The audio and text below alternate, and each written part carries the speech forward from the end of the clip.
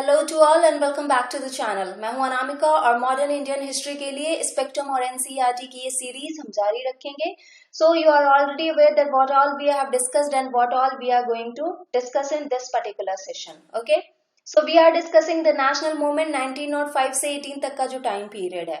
Today, what we are going to discuss, the center will be the First World War and nationalist response. Very important Home Rule League movement. We are going to discuss the factor which led to this movement. Then we are going to discuss about the Tilak and Besant League. उसके बाद we will also discuss the Home Rule League program and we'll see कि what were the government's attitude. We will also discuss the very important Montagu-Chelmsford reform of 1919, positive gains of it. Lucknow session of INC, Indian National Congress, and readmission of extremists to the Congress. The reason for the readmission of extremists to the Congress. And उसके बाद we will also discuss the Lucknow Pact between the Congress and Muslim League. We will also discuss the reason for the shift in the League's position. And very much important things we are going to discuss about the nature of the pact and critical comments also we are going to discuss. We'll discuss in short Montagu statement of August 1917 जिसे हम August Declaration के नाम से भी जानते हैं और last में हम देखेंगे इंडिया के ऑब्जेक्शंस क्या क्या थे. Okay, so these will be the center of the topic for today. First of all first world war and nationalist response. तो आपको पता है 1914 से 1919 के बीच में ये फर्स्ट वर्ल्ड वॉर हुआ था. सो ब्रिटेन जो है, फ्रांस, रशिया, यूएसए, इटली और जापान जो है वो एक साथ अलाइड हो गए थे against Germany, Austria, Hungary and Turkey. So ये जो पीरियड था यहाँ पे एक नेशनलिज्म जो इंडिया में उभर रहा था वो काफी ज्यादा अपने मैच्योर फेज में था. यहाँ पे ये जो नेशनलिस्ट का रिस्पॉन्स था कि ब्रिटिश पार्टिसिपेशन जो वर्ल्ड वॉर में होना है उसमें हमारा क्या रुख रहना चाहिए, क्या हमें उन्हें सपोर्ट करना चाहिए या नहीं सपोर्ट करना चाहिए. सो आपको पता है कि गवर्नमेंट ऑफ इंडिया एक्ट 1909 जो था वो इंडियंस के लिए डिससेटिस्फैक्टरी साबित हुआ था. उसके बाद कांग्रेस का पार्टी का जो स्प्लिट हुआ था, सूरत स्प्लिट जिसे हम कहते हैं, उसमें भी एक झटका लगा था इन्हें.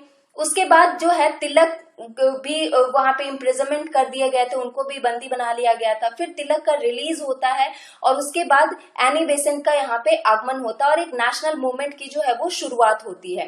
तो एनी बेसेंट जो थी वो एक एरिस सोशलिस्ट थी, राइटर थी, जिन्होंने सपोर्ट किया था एरिस और इंडियन होम रूल मूवमेंट को और वो इंडिया आई थी 1893 में. ध्यान रखिएगा ये टाइम पीरियड, वो 1893 में इंडिया आ चुकी थी. लीडर्स जो थे इंडिया के वो भले ही डिवाइडेड थे कि मतलब ब्रिटेन को सपोर्ट करना है या नहीं करना है, लेकिन उनका गोल एक ही था, मोटिव एक ही था, लेकिन इनके जो तकनीक है, जो इस सोचने का तरीका है वो दोनों अलग अलग था. एनी बेसेंट का ये कहना था कि इंग्लैंड की जो नीड है, जो ब्रिटिश एम्पायर की जो नीड है, उसको इंडिया को एक अपॉर्चुनिटी के रूप में लेना चाहिए. सो इस तरीके से दोनों ने अपने अपने इंपॉर्टेंस और अपने अपने पॉलिटिकल सेंस को सामने रखा.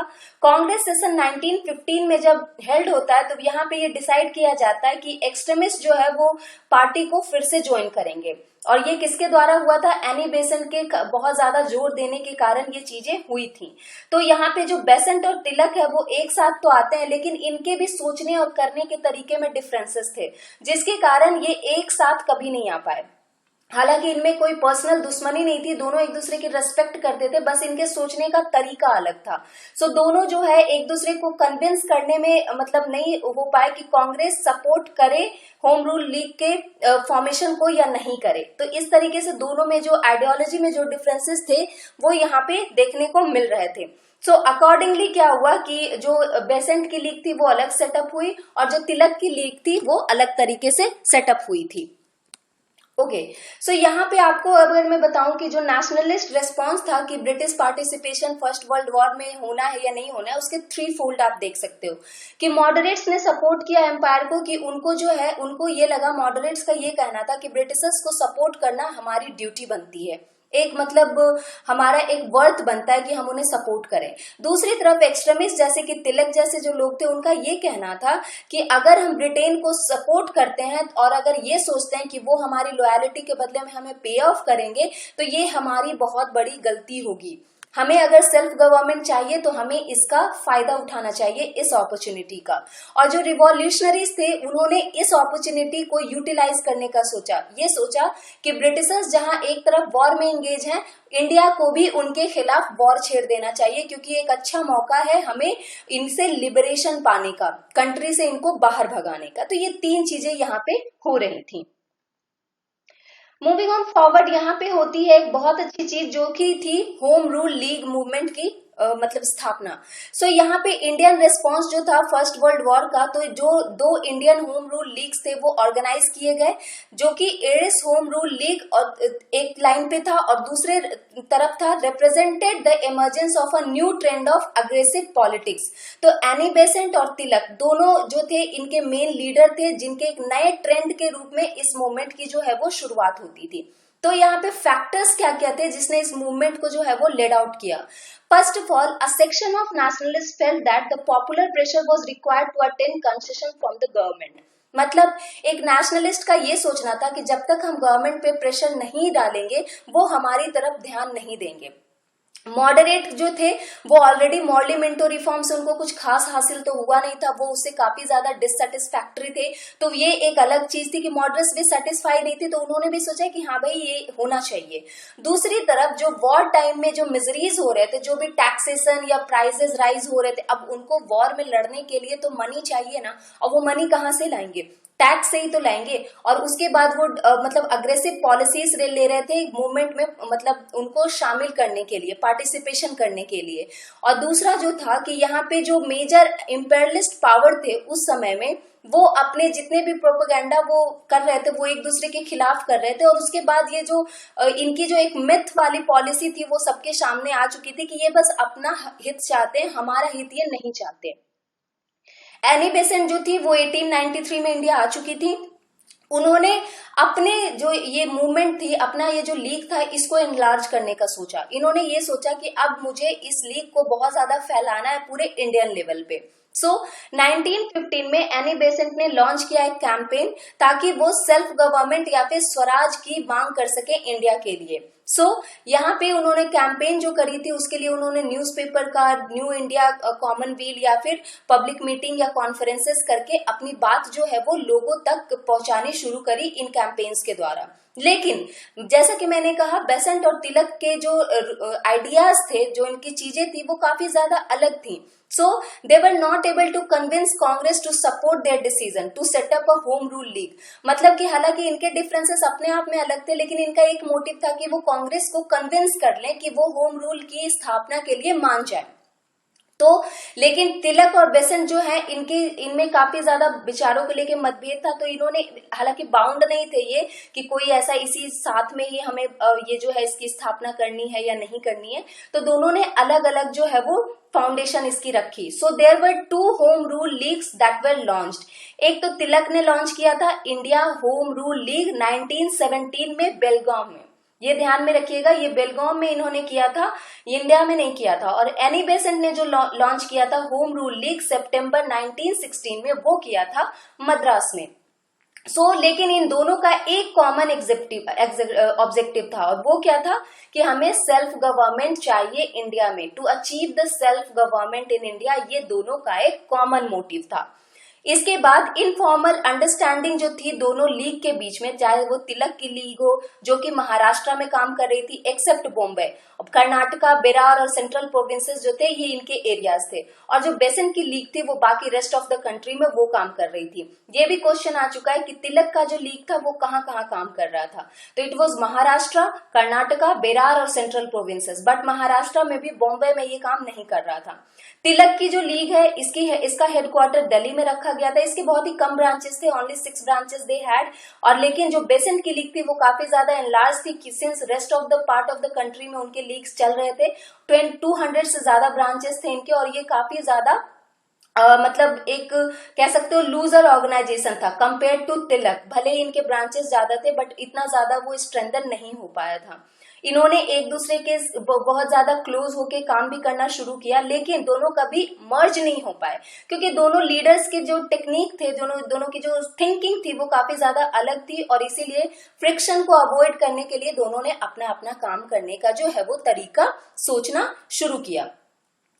उसके बाद क्या होता है कि बेसेंट की जो लीग है उन्होंने इसको सेटअप किया था सितंबर 1916 में मद्रास में, और बाकी rest of the part of the country को इन्होंने कवर किया था। अब ये होता है कि होम रूल के ऑब्जेक्टिव के बारे में मैंने जैसा कि बताया कि इन्होंने प्रोग्राम लॉन्च किया, जिसमें आप कह सकते हो कि इनका 4 मेन ऑब्जेक्टिव थे इनके। सबसे पहले तो कि हमें अचीव करना है सेल्फ गवर्नमेंट इंडिया में, जो कि काफी ज्यादा मतलब नेसेसरी था उस समय में। फिर ये चाहते थे कि ये प्रमोट करे पॉलिटिकल एजुकेशन, या फिर सेल्फ गवर्नमेंट के तरफ डिस्कशन के चीजों को रखने के लिए ये कुछ ऐसा ऑर्गेनाइजेशन सेटअप करे।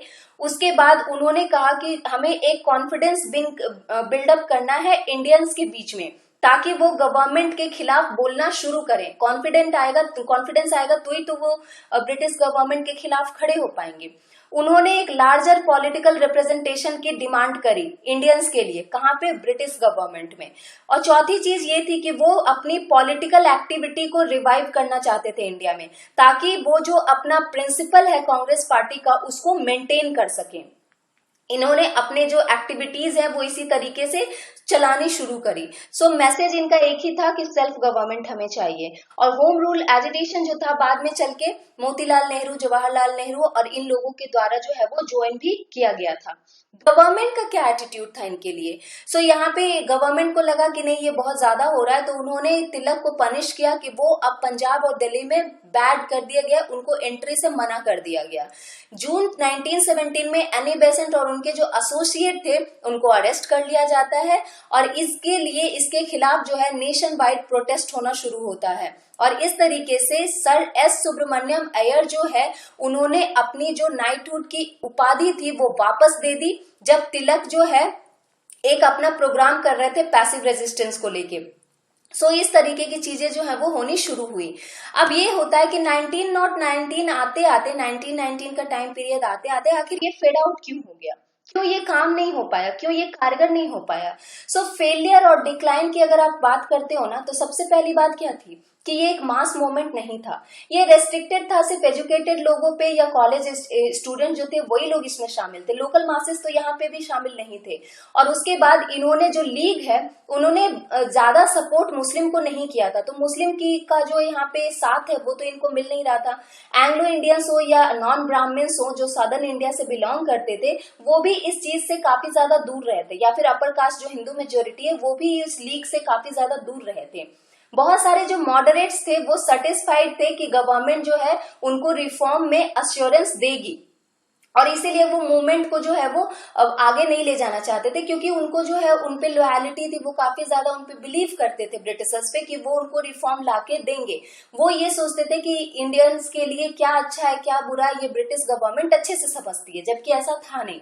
उसके बाद एनी बेसेंट ने काफी ज्यादा अपने रिफॉर्म के लिए टॉक करना, गवर्नमेंट से बात करनी शुरू करी, और उसके बाद जो होम रूल मूवमेंट था उसको आगे ले जाना शुरू किया। उन्होंने अपने लीडरशिप को भी काफी ज्यादा मतलब स्ट्रेंथन करने की मतलब कोशिश करी, लेकिन उनकी लीडरशिप काफी ज्यादा कारगर नहीं हो पाई। लास्ट में उन्होंने खुद ही ये बात कही थी कि रिफॉर्म जो है ये अनवर्दी है फॉर द इंडियन एक्सेप्टेंस। तो मतलब कि काफी ज्यादा कोशिशों के बाद भी ये कारगर साबित नहीं हो पाया था। इसी बीच में क्या होता है ना, एक और चीज होती है कि तिलक जो है 1918 के टाइम पीरियड में इंग्लैंड चले जाते हैं किसी एक केस की सुनवाई के लिए, क्योंकि वहां के कोई ब्रिटिश ऑथर ने उनको ये कहा था कि he is responsible for the Indian unrest, like Tilak is the father of Indian unrest. तो इसलिए इनके खिलाफ ये जो केस चल रहा था, केस दायर किया था, उसको लड़ने के लिए वो इंग्लैंड चले गए। तो यहाँ पे वैक्यूम क्रिएट हो गया, और इसलिए लीडरलेस हो गया था ये पूरा जो मूवमेंट है वो, जो कि तिलक की लीग थी उसके लिए। अब तिलक के एब्सेंट में और बेसेंट की इनएबिलिटी में क्या हुआ, ये जो लोग थे इनका जो मूवमेंट था वो फिज आउट होना शुरू हुआ, फेड आउट होना शुरू हो गया था। और उसके बाद एक और चीज तो और भी तो हुई थी कि यहाँ पे महात्मा गांधी का आगमन हो चुका था। अब नॉन वायलेंट और नॉन कोऑपरेशन मूवमेंट वो चला रहे थे, तो लोगों को ये लगना शुरू हो गया था कि क्यों ना हम उनको फॉलो करें, क्यों हम मतलब अगर कोई चीज प्रोमिनेंस से हो सकती है, कोई भी चीज शांति से हो सकती है, तो फिर हम इतना गदर मचाने की हमें क्या जरूरत है। ओके, ये चीजें थी। और उसके बाद ये जो था कम्युनल राइट्स जो है वो भी होने शुरू हो गए थे 1718 के टाइम पीरियड्स में। मॉडरेट्स जो है वो कांग्रेस को ज्वाइन कर चुके थे आफ्टर एनी बेसेंट अरेस्ट। और उसके बाद जो टॉक है रिफॉर्म की, वो उसके बाद फिर क्या होता है कि रिफॉर्म की बात करने की जो बात शुरू होती है तो इन्होंने बेसेंट को रिलीज कर दिया होता है।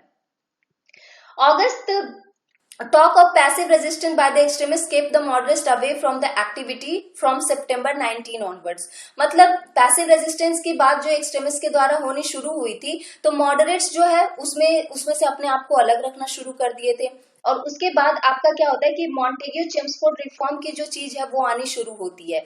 और इसको 1918 में ये फर्दर जो है ये जो नेशनलिस्ट रैंक था उसको डिवाइड करना शुरू कर देती है। तिलक जो है उस समय बाहर चले जाते हैं जैसा कि मैंने बताया और केस से रिलेटेड। और उसके बाद एनी बेसेंट जो है उन ज्यादा अच्छी लीडरशिप नहीं कर पाती हैं यहाँ पे। लेकिन पॉजिटिव गेन्स भी थे इस मूवमेंट के। क्या क्या थे? Movement shifted the emphasis from the educated elite to the masses. मतलब यहाँ पे ये पता चल चुका था सिर्फ एलीट क्लास से या एजुकेटेड लोगों को यहाँ पे शामिल करने से कुछ नहीं होगा, लोकल मासेस तक हमें पहुंचना ही पड़ेगा। फिर it created an organisational link between the town and the country. मतलब एक शहर और गांव के बीच में जो है वो रिश्ता बना और एक जो शहर है और जो कंट्री है जो देश है उनके बीच में एक रिश्ता बनना शुरू हो गया था, एक लिंक जुड़ना शुरू हो गया था ताकि वो नेशनल मूवमेंट को नेशनल लेवल पे चला सकें। फिर उन्होंने जो है यहाँ पे जो पॉलिटिकल स्टेटस था, गांधीयन स्टाइल था, वो काफी ज्यादा यहाँ पे प्रोमिनेंस में आना शुरू हो गया था। महात्मा गांधी ने काफी ज्यादा प्रोमिनेंस गेन करना यहाँ पे शुरू कर दिया था। अगस्त 1917 में डिक्लेयर होता है मॉन्टेग्यू एंड चेम्सफोर्ड रिफॉर्म, जो कि होम रूल एजिटेशन को काफी ज्यादा इन्फ्लुएंस करता है। एफर्ट जो थे तिलक और एनी बेसेंट के towards the moderates extremist reunion at Lucknow that revived the Congress as an effective instrument of Indian nationalism। मतलब तिलक और एनी बेसेंट के बहुत ज्यादा काम करने पे, बहुत ज्यादा मतलब बल देने पे ये जो है रिवाइवल वाली स्थिति कांग्रेस के साथ मुस्लिम लीग की और कांग्रेस की वो देखने को मिलती है। Home rule movement lent a new dimension and a sense of urgency to the national movement. मतलब आप ये कह सकते हो कि यहाँ पे एक चीज होम रूल मूवमेंट के बाद पता चल चुकी थी कि एक नेशनल मूवमेंट की जरूरत इंडिया को है। एक नया डायमेंशन लोगों को लेके आना पड़ेगा, क्योंकि अगर आप अलग अलग लड़ रहे हो तो आप देख रहे हो कि आप बार बार जो है वो फेलियर ही हो रहे हो, आपको कहीं भी सफलता यहाँ नहीं मिल रही है।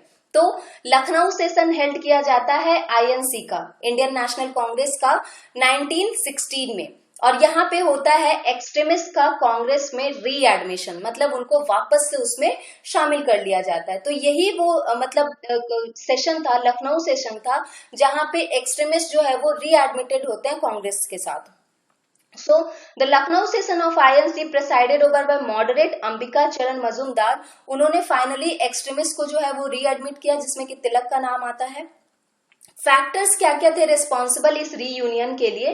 तो सबसे पहली तो बात की जो ओल्ड कंट्रोवर्सीज जो थी वो मीनिंगलेस हो चुकी थी। अब इनको समझ में आ चुका था कि नेशनल लेवल पे हमें किसी चीज की जरूरत है। अब दोनों मॉडरेट और एक्सट्रीमिस्ट जो है उनको ये बात पता चल चुकी थी कि जब तक हम इकट्ठे नहीं होंगे, जब तक हम स्प्लिटेड रहेंगे, पॉलिटिकल एक्टिविटी हमारी इतनी अच्छी कारगर नहीं हो पाएगी और ये इनएक्टिविटी हम अंग्रेजों को और ज्यादा बल देगी।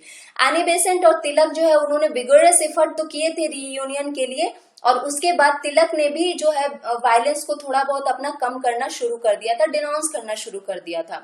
उसी बीच में क्या हुआ था कि दो जो मॉडरेट्स थे, गोखले और फिरोज शाह मेहता, उनकी डेथ हो गई थी, जो कि जिन्होंने मॉडरेट ऑपोजिशन जो थे, जो एक्सट्रीमिस्ट को काफी ज्यादा अपोज करते थे, उनकी डेथ हो गई थी। और इस कारण भी अब कोई इनको बहुत ज्यादा मतलब अपोज करने वाला रह नहीं गया था, दो मेन लीडर इनके डेथ कर चुके थे। तो ये रीयूनियन को थोड़ा बहुत एक फैक्टर, एक पुश फैक्टर मिल चुका था यहाँ पे। अब यहाँ पे होता है Lucknow pact between the Congress and Muslim League. तो आपको पता है कि लखनऊ पैक्ट जो है वो एक ऐसा एग्रीमेंट था जिसमें इंडियन नेशनल कांग्रेस और मुस्लिम लीग जो है वो एक साथ इकट्ठी होती है। ज्वाइंट सेशन होता है दोनों पार्टीज का, जो कि लखनऊ में हेल्ड किया गया था 1916 में। ये क्वेश्चन आपको पूछा जाता है। सो ये डेवलपमेंट जो है वो लखनऊ में हुआ था, जहां पे दोनों मुस्लिम लीग और कांग्रेस जो है एक साथ अपनी अपनी डिमांड को लेके गवर्नमेंट के सामने रखना शुरू करते हैं।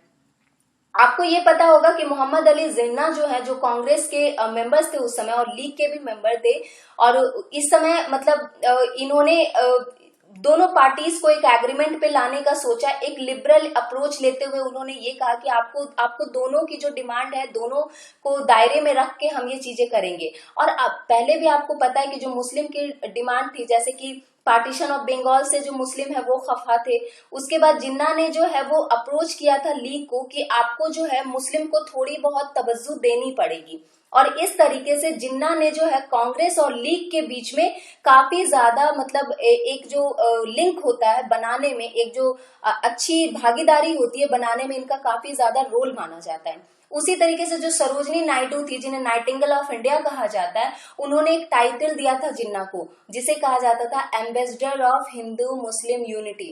तो अगर ये क्वेश्चन आपसे पूछा जाए ना कि who has been called as ambassador of Hindu Muslim unity and by whom, तो सरोजनी नायडू ने उन्हें कहा था ambassador of Hindu Muslim unity, Jinnah को।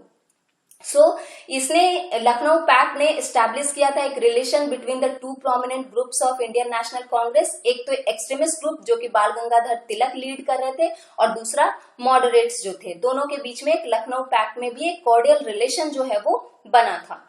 यहाँ पे जो है ऑल इंडिया मुस्लिम लीग जो है वो एग्जिस्टेंस में आ चुकी थी। एक मॉडरेट ऑर्गेनाइजेशन थी जिसका मतलब एक ही एम था कि वो फ्रेंडली रिलेशन ब्रिटिश क्राउन के साथ रखेगी। लेकिन जब बंगाल का पार्टीशन किया इन्होंने, मुस्लिम लीडरशिप ये तरीके से मतलब जो चीजें होने लगी, तो वो भी ब्रिटिशर्स से खफा होना शुरू हो गए थे।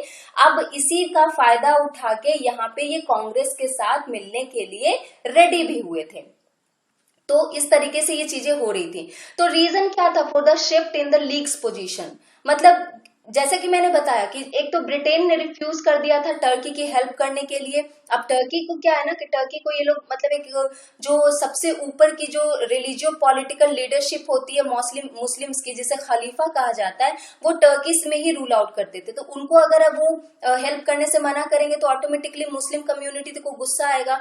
और दूसरी बात की जो बंगाल का पार्टीशन किया था 1911 में, उन्होंने ये चीज की थी, उससे मुस्लिम सेक्शन जो है वो ऑलरेडी मतलब वो उन्होंने पार्टीशन को सपोर्ट किया था। लेकिन जब ये एनलमेंट हो जाता है, जब इन्होंने इसको खारिज कर दिया था 1911 में, तो वो उससे खफा थे उस डिसीजन से।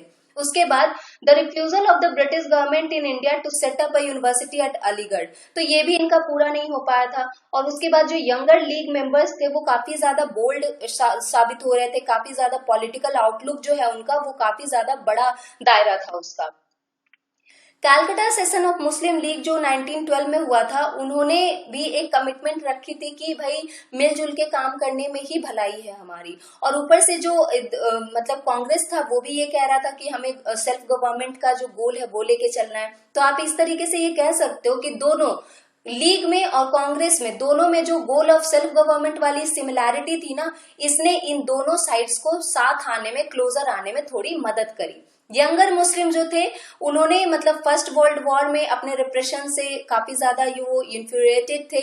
उसके बाद बहुत सारी चीजें जो है इनके साथ ऑलरेडी जो चीजें हो रही थी, उनसे इनकी एंटी इंपेरियलिस्ट सेंटिमेंट्स जो थे वो काफी ज्यादा बढ़ रहे थे। तो इसीलिए इन दोनों को साथ में आने में एक मदद मिलती है। तो मेन फीचर आप लखनऊ पैक्ट का यही कहोगे कि मतलब सेल्फ गवर्नमेंट की डिमांड थी इनकी कि इनके पास सेल्फ गवर्नमेंट होना चाहिए, इंडियन काउंसिल जो है वो अबॉलिश होना चाहिए, और उसके बाद सैलरी जो है सेक्रेटरी ऑफ स्टेट और इंडियन अफेयर्स की ब्रिटिश गवर्नमेंट की मेनली जो इंडियन फंड से उनको सैलरी जाती है वो रिड्यूस की जानी चाहिए। और फिर एग्जीक्यूटिव को आपको जुडिशरी से सेपरेट करना है। और इन्होंने अपने लिए, मुस्लिम्स ने अपने लिए रिप्रेजेंटेशन मांगी कि 1/3 रिप्रेजेंटेशन हमें सेंट्रल गवर्नमेंट में चाहिए, एक सेपरेट इलेक्टोरेट चाहिए सारी कम्युनिटी के लिए, हमें ज्वाइंट इलेक्टोरेट भी चाहिए, मतलब until they asked the joint electorate, हमें सेपरेट इलेक्टोरेट चाहिए। फिर इस तरीके की डिमांड इनकी होनी शुरू हो गई थी और उन्होंने लेजिस्लेटिव काउंसिल को कहा कि आप 5 सालों के लिए रखना शुरू करो, और हाफ जो मेंबर्स होंगे इंपेरियल लेजिस्लेटिव काउंसिल के वो इंडियन ही होने चाहिए। इस तरीके की डिमांड जो है वो मेन फीचर में इनके शामिल थे। जो मुस्लिम्स थे नंबर्स में इनके प्रोविंशियल लेजिस्लेचर में, वो इन्होंने कहा कि वो किसके द्वारा होने चाहिए, जो प्रोविंसेस हैं उनके द्वारा, उनके नाम पे ये होने चाहिए। तो नेचर ऑफ द पैक्ट अगर आप कहते हो तो ये ज्वाइंट डिमांड्स थे इनके। Half of the members of viceroy and provincial governors जो एग्जीक्यूटिव काउंसिल के हैं वो इंडियन होने चाहिए, ये भी इनका एक डिमांड था। और उसके बाद इन्होंने भी कहा था कि जो नंबर है members of central legislative council का वो बढ़ा के 150 तक किया जाना चाहिए। एक और था, एक system of weightage to minority political representation, इसकी भी इन्होंने डिमांड रखी थी कि ये जो है अडॉप्टिव होना चाहिए। तो इनके जो नेचर ऑफ द पैक्ट में ये ज्वाइंट डिमांड्स आप कह सकते हो।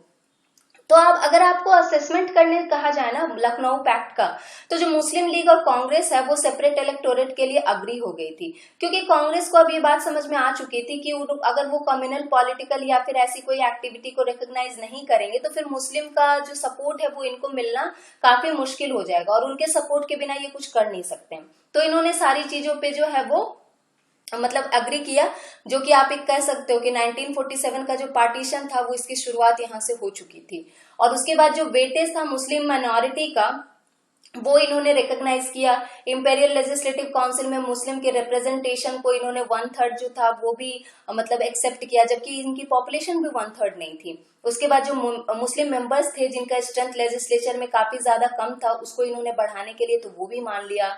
और उसके बाद मतलब इस तरीके से मतलब लखनऊ पैक्ट में मुस्लिम लीग जो है वो कहीं तक पहले तो जानी नहीं जाती थी, लेकिन लखनऊ पैक्ट के बाद ये जो मुस्लिम लीग था वो एक नेशनल पॉलिटिक्स के रूप में उभर के आ गया था। लोगों ने, जैसे कांग्रेस एक रिकॉग्नाइज पार्टी थी, उसी तरीके से मुस्लिम लीग को भी एक रिकॉग्नाइज पॉलिटिकल पार्टी के रूप में जाना जाने लगा था, जो कि एक बहुत बड़ा मिस्टेक था इंडियन नेशनल कांग्रेस के लीडर्स के द्वारा। अगर वो शुरू में ही ये चीजें नहीं करते, शुरू में ही उसको जो है वो मना कर देते, तो ये जो पार्टीशन हुआ था ना लास्ट में चल के, वो शायद नहीं होता।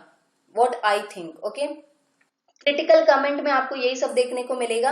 लखनऊ पैक्ट डिमांड्स मतलब just a significantly expanded version of Morley Minto reform, मतलब मॉर्ली मिंटो रिफॉर्म में भी सेपरेट इलेक्टोरेट को इंट्रोड्यूस किया गया था, राइट, और इसको फिर बाद में जाके ये इन्होंने बढ़ा दिया था। तो एक टू नेशन थ्योरी जो है वो मुस्लिम लीग की वो इवॉल्व जो है यहाँ पे एक मेजर लैंडमार्क के रूप में इसी लखनऊ पैक्ट के द्वारा हो चुकी थी। गवर्नमेंट ने भी फिर यहाँ पे जो है सेल्फ गवर्नमेंट को मतलब देने के लिए इंडियंस को ये भी कहा कि टालने की कोशिश करी कि जब टाइम आएगा तो हम दिया जाएगा। और उसके बाद फिर मॉन्टेग्यू ने जो है अगस्त डिक्लेरेशन को यहाँ पे लाया। सेक्रेटरी ऑफ स्टेट उस समय एडविन सैमुअल मॉन्टेग्यू थे, और उसके बाद उन्होंने एक स्टेटमेंट रखी थी अगस्त 1917 को ब्रिटिश हाउस ऑफ कॉमन में, जिसे फाइनली अगस्त डिक्लेरेशन ऑफ 1917 के नाम से जाना जाने लगा था। ये जो है यहाँ पे ये डिक्लेरेशन यहाँ पे इन्होंने ये प्रपोज किया था कि इंक्रीज होगी पार्टिसिपेशन इंडियन की, कहाँ पे, एडमिनिस्ट्रेशन में और development of self governing institution in India में इंडियंस की जो भागीदारी है वो बढ़ाई जाएगी। 1917 में मॉन्टेग्यू ने इंडिया विजिट किया, और उसके बाद इन्होंने अपने रिप्रेजेंटेटिव जो थे इंडियन पॉलिटिक्स के, उनसे काफी ज्यादा बातें करी। महात्मा गांधी और जिन्ना जैसे लोग इसमें शामिल थे, और उन्होंने गवर्नर जनरल ऑफ इंडिया जो उस समय लॉर्ड चेम्सफोर्ड थे उनके साथ मिलके एक डिक्लेयर किया डिटेल रिपोर्ट को, जिसे कॉन्स्टिट्यूशनल रिफॉर्म इन इंडिया का नाम दिया गया, और उसे ही कहा जाता था मॉन्टेग्यू चेम्सफोर्ड रिफॉर्म या फिर मॉन्टेग्यू चेम्सफोर्ड रिपोर्ट जिसे कहा जाता है। और ये रिपोर्ट कब पब्लिश हुई थी? 1918 में 8 जुलाई को। और यही वो रिपोर्ट था जिसके बेसिस पे गवर्नमेंट ऑफ इंडिया एक्ट 1919 लाया गया था। ये बात आप ध्यान में रखिएगा, जिसे हम मॉन्टेग्यू चेम्सफोर्ड रिफॉर्म या फिर मॉन्टफोर्ड रिफॉर्म के नाम से भी जानते हैं। उसके बारे में भी हम डिस्कस करेंगे कि वो क्या था। और ये जो रिफॉर्म है, ये जो रिपोर्ट था, ये इसके लिए बेस बना था गवर्नमेंट ऑफ इंडिया एक्ट के लिए। एंड ये रिपोर्ट जो है वो बहुत सारे इंडियन लीडर्स के द्वारा रिजेक्ट भी किया गया था, जैसे कि एनी बेसेंट ने इसे काफी ज्यादा रिजेक्शन दिया था। और उसके बाद उन्होंने ये भी कहा था कि ये एक अनवर्दी ऑफर है जो कि इंग्लैंड चाहता है कि इंडिया एक्सेप्ट करे, बहुत ही अनवर्दी है ये। और उसके बाद जो गवर्नमेंट ऑफ इंडिया में एक्ट जो 1919 था उसमें जो प्रोविजन दिए गए थे, तो उसी के बेसिस पे जो डायरकी है जो यहाँ पे इंट्रोड्यूस की गई थी, जो कि इंडिया के हित के लिए तो कभी साबित नहीं हुई थी। ठीक है, यहाँ पे आपको पता है कि इस स्टेटमेंट में ये कहा गया था कि गवर्नमेंट पॉलिसी जो है एक इंक्रीजिंग पार्टिसिपेशन देगी इंडियंस को सारे एडमिनिस्ट्रेटिव ब्रांचेस में, और उसके बाद जो सेल्फ गवर्निंग इंस्टीट्यूशन है वहां पे उसका ग्रेजुअल डेवलपमेंट होगा, और उसके बाद एक प्रोग्रेसिव रियलाइजेशन जो होती है रेस्पॉन्सिबल गवर्नमेंट इन इंडिया का, उसको एक इंटीग्रल पार्ट माना जाएगा ब्रिटिश एम्पायर का। मतलब रिफॉर्म जो है वो उसके नाम पे उन्होंने जो सेल्फ गवर्नमेंट, जो इंडिया का डिमांड था, स्वराज जो इनका डिमांड था, उसको टालने की बस कोशिश कर दी थी। ठीक है, अब इंडियन का ऑब्जेक्शन यहाँ पे क्या था? इंडिया का जो ऑब्जेक्शन था, जो इंडियन लीडर्स थे, मॉन्टेग्यू स्टेटमेंट पे उनका दो चीजों में कहना था कि सबसे पहली बात तो यहाँ पे ये इन्होंने नहीं कहा था कि कब ये चीज फ्रेम होगी। इन्होंने कोई टाइम पीरियड नहीं बताया था। ऑब्जेक्शन इस बात पे था कि कोई स्पेसिफिक टाइम आपने नहीं दिया है कि कब ये चीजें आप करोगे। दूसरी बात, गवर्नमेंट जो है अकेली ये डिसाइड करने वाली थी कि क्या नेचर होगा या क्या टाइमिंग होगा टुवर्ड्स द रेस्पॉन्सिबल गवर्नमेंट। आपने हमसे तो नहीं पूछा ना कि हमें कैसा रेस्पॉन्सिबल गवर्नमेंट चाहिए। ब्रिटिशर्स ने खुद ही ये चीजें डिसाइड करने की सोची कि क्या इंडिया के लिए अच्छा है या क्या इंडिया के लिए बुरा है, जबकि इनका ये कहना था कि इंडिया के हित के लिए क्या है सही क्या बुरा है ये इंडियंस डिसाइड करेंगे ना, ये ब्रिटिशर्स कैसे डिसाइड करेंगे। और ब्रिटिशर्स ने इनको काफी ज्यादा इससे अवेयर रखा था।